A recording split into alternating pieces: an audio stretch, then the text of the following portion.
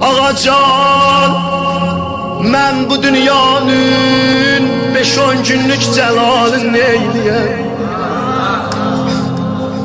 Mən bu dünyanın 5-10 günlük cəlalını neyləyəm? Mən bu dünyadan fəqət bir Kərbəla muhtac. Ağ kəfəndən rəsmidir dəfn eyləyərlər meyyiti. Mən bəli qəbrə gedəndə başqara muhtaciyəm. Alam, alam. Sen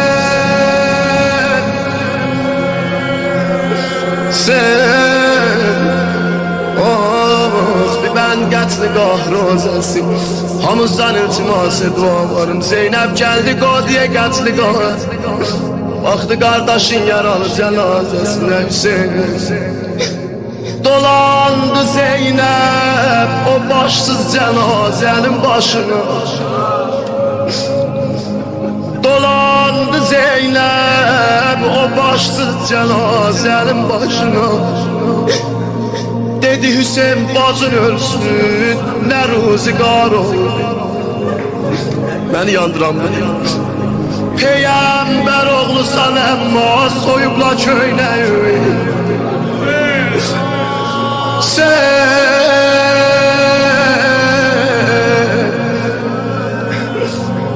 Peyğəmbər oğlusan əmma soyubla köynəyi.